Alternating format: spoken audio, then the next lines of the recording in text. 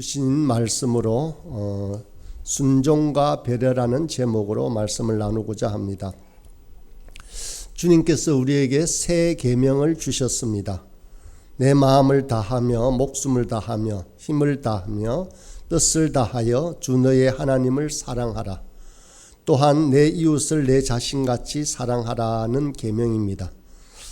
하나님을 사랑하는 것은 하나님의 말씀에 순종하는 것으로 표현되고, 사람을 사랑하는 것은 배려함으로 표현될 수 있습니다. 예수님께서는 인간이 살아갈 때 지킬 삶의 큰 원리를 이 두 가지로 요약하여 설명하십니다. 하나님을 사랑하는 계명을 지키는 것은 순종으로 나타납니다. 순종은 피조물인 사람이 창조주인 하나님에 대하여 가장 기본이 되는 태도입니다. 순종은 우리가 하나님을 믿고 사랑한다는 증거입니다.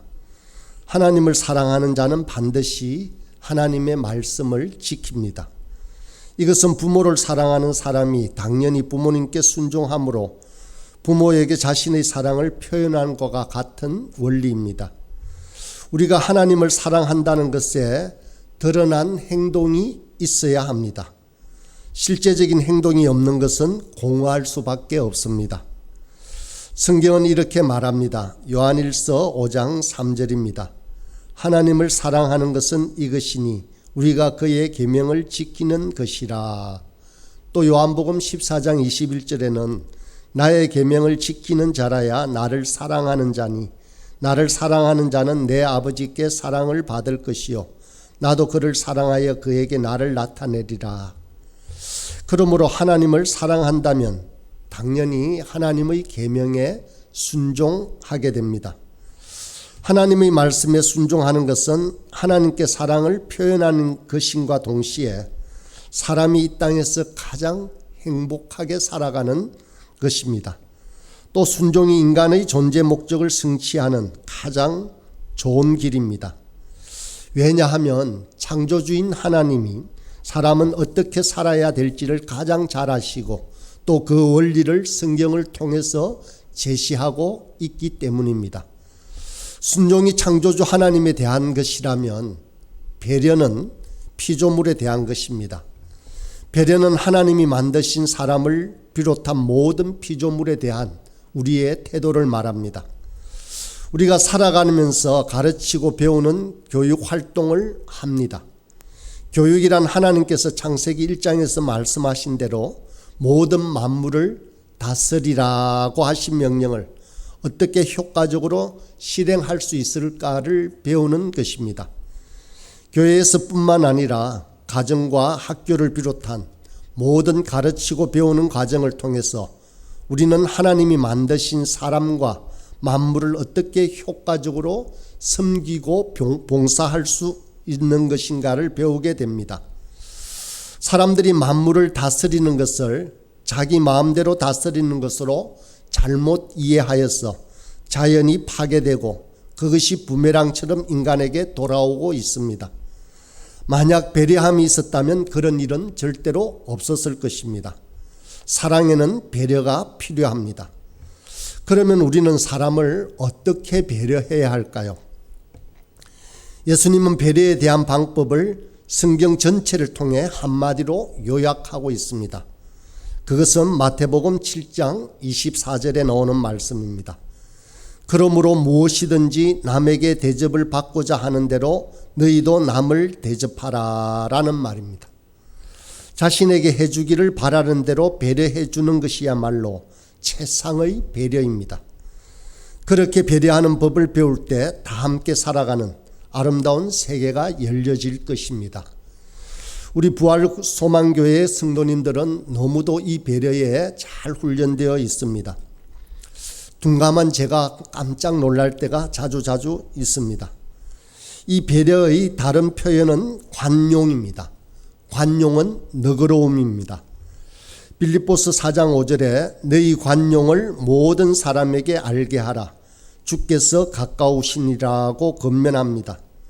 주님 오실 날을 기다리고 있는 우리는 다른 사람에게 관용을 베풀어야 합니다. 또 교회의 감독은 반드시 이 관용의 덕을 갖추어야 한다라고 디모데전서 3장 3절에 나옵니다.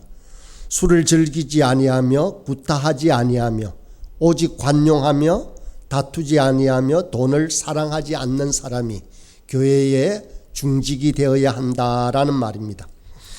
또 배려와 관용과 같은 맥락의 자세를 성경에서 찾아볼 수 있습니다. 바로 선대라는 단어입니다. 상대방이 어찌하든지 친절하게 잘 대접한다는 뜻입니다. 환대한다는 의미와 같습니다. 구약에는 이 선대의 단어가 자주 나옵니다. 나그네를 선대하고 이웃을 선대하는 것이 구약 시대의 아주 큰 미덕이었습니다. 시편 기자는 여호와께 선대함을 강구하기도 합니다. 시편 109편 21절에 그러나 주 여호와여 주의 이름으로 말미암아 나를 선대하소서 주의 인자하심이 선하시오니 나를 건지소서. 또 125편 4절에는 여호와여 선한 자들과 마음이 정직한 자들에게 선대하소서라고 그렇게 간구합니다. 예수님께서는 원수에게조차 선대하라고 명령하십니다. 누가복음 6장 35절에는 오직 너희는 원수를 사랑하고 선대하며 아무것도 바라지 말고 꾸어주라. 그리하면 너희 상이 클 것이다 라고 말씀하시고, 누가복음 6장 33절에서는 너희가 만일 선대하는 자만을 선대하면 칭찬받을 것이 무엇이냐, 죄인들도 이렇게 하느니라 라고 하며, 그리스도인이라면 이웃을 사랑하는 자라면 원수조차 사랑하고 선대하게 된다라고 말씀하십니다. 예수님께서는 이웃을 사랑한다는 것이 바로 이런 배려와 관용과 선대함을 나타내는 것임을 예를 들어서 말씀하십니다. 누가복음 10장에 나오는 선한 사마리아 사람의 이야기입니다. 강도 만난 자를 기름과 포도주를 부어 상처를 치료하여 줍니다. 그리고는 자신의 말에 태워 주막으로 데리고 가서 돌보아 줍니다. 급기야는 자신의 일정으로 떠나야 할 때는 주막 주인에게 일러 자신의 돈을 들여 돌보게 합니다. 이 선한 사마리아의 사람이 진정으로 이웃을 사랑하는 사람이라고 선포합니다. 이 같은 배려의 삶은 예수께서 말씀하신 새 계명의 기본이라고 할 수 있습니다. 그런데 문제는 이제 순종하고 배려하는 이 계명을 지키는 일이 쉽지 않다는 것입니다. 이것이 의무감으로 시작하는 것이라면 언제든지 힘들어질 수 있습니다. 이 계명이 우리의 행동을 제한하고 억압한다라고 여길 수도 있습니다. 실제로 저와 여러분의 삶 속에서 이 문제로 갈등하기도 합니다. 물론 이런 순종과 배려의 삶은 다른 종교에서도 찾아볼 수 있습니다. 그리고 많은 성인들도 언급합니다. 그래서 그들은 스스로 이치를 깨달으려면 이런 경지에 이르러야 한다라고 말합니다. 그래야 성인이 되고 그래야 존경받는다라고 말합니다. 그렇지만 주님께서는 우리의 능력을 측정하기 위해서 이 계명을 주신 것이 아닙니다. 우리 주님은 이 계명을 주시기 전에 먼저 사랑을 주셨습니다. 그 어디에서도 찾아볼 수 없는 놀라운 사랑을 주셨습니다. 하나님은 단 하나밖에 없는 독생자를 주실 만큼 우리를 사랑하셨습니다. 하나님께서는 어떤 말로도 표현할 수 없고 어떤 저울로도 측량할 수 없는 사랑으로 우리를 사랑하십니다. 그분의 사랑은 아무 것과도 비교할 수 없습니다. 이것이 정말 감격스럽고 뼈저리게 느껴지십니까? 아니면 그냥 아름다운 진리로만 덤덤하게 느껴지십니까? 우리가 하나님께 순종한다는 것은 어떤 교리를 믿는 것이 아닙니다. 이 크나큰 사랑을 깨달을 때 오는 바로 사랑의 교제를 말합니다. 이 사랑은 우리에게 시작된 것이 아닙니다. 영생과 평안과 행복을 얻기 위한 우리의 노력과 기술로 우리의 믿음이 시작된 것이 결코 아니라는 것입니다. 만약 그렇다면 우리는 율법에 매여 살아가는, 또 다른 한 사람의 종교인이 되고 말 것입니다. 하나님께서는 필요에 따라 우리를 만들지 않았습니다. 자신의 부족을 채우기 위해서 만드신 것이 아니라는 것입니다. 우리에게 무엇인가를 시키기 위해서 저와 여러분을 창조하신 것 또한 아닙니다. 하나님은 전지전능하신 하나님이십니다. 우리가 아니라도 하나님은 무엇이든 하실 수 있습니다. 창조하신 천지 만물을 운행하고 섭리하십니다. 하나님은 우리에게서 하나님의 필요를 채우기 위해서가 아니라 하나님은 사랑에서 우러난 마음으로 우리를 만드셨습니다. 하나님은 또한 신비한 폭포와 아름다운 일몰의 모습과 은색의 빙하와 푸른 열대지방과 바나나와 열대과일로 세상을 가득가득 채우셨습니다. 그런데 하나님은 말씀하십니다. 이 모든 것들보다 저와 여러분을 사랑하신다라고 그렇게 말씀하십니다. 하나님은 우리에게 예수님을 보내주셨습니다.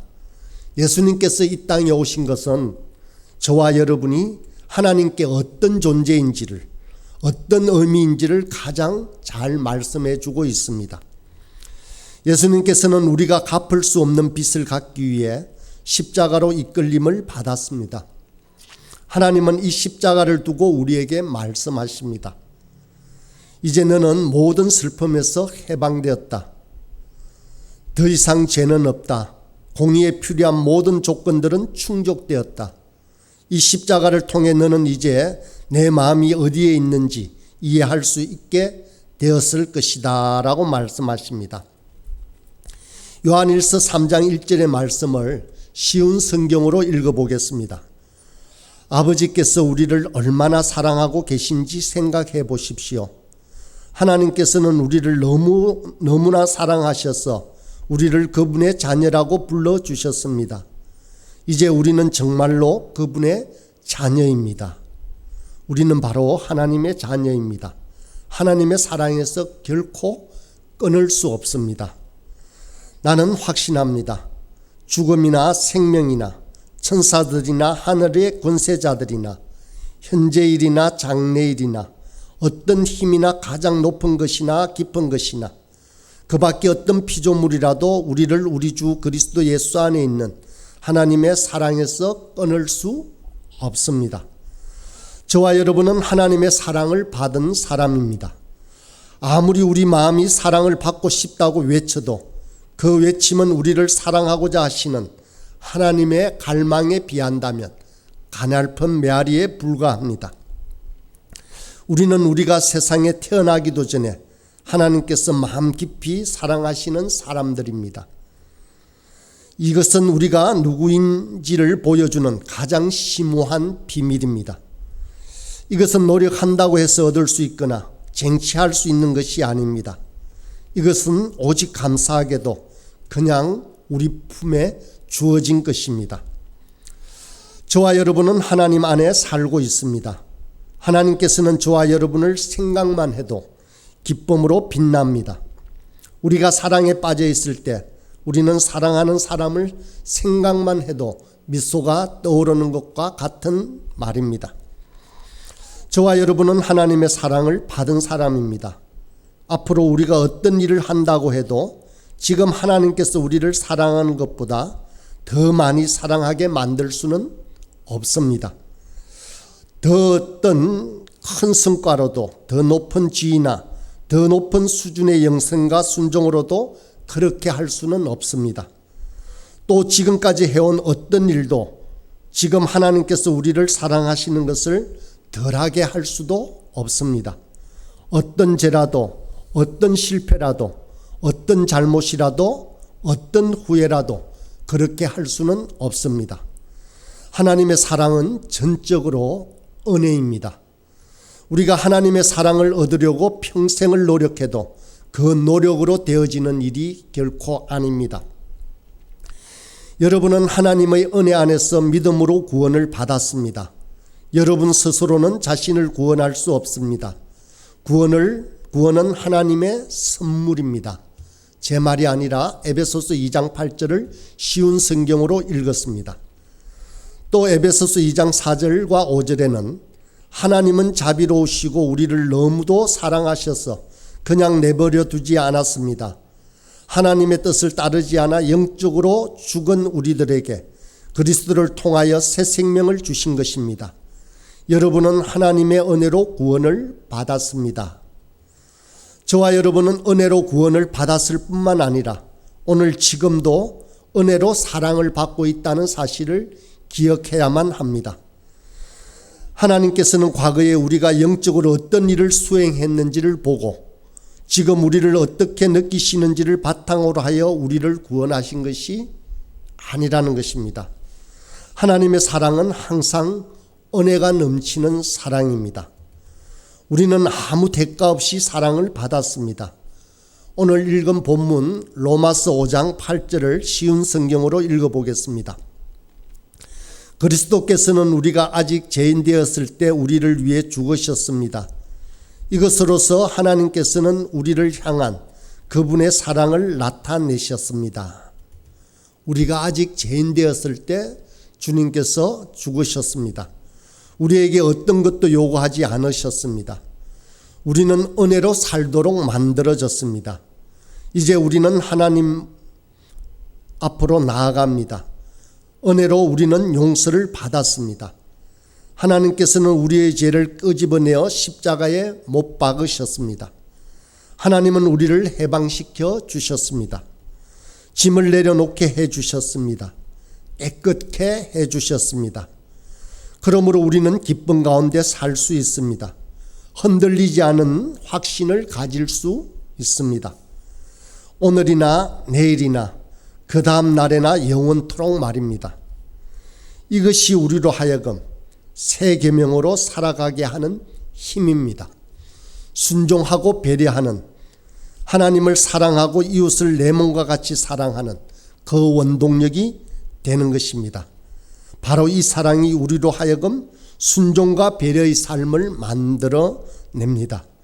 이 사랑이, 순종과 배려가 우리의 기쁨이 되는 이유이기도 합니다.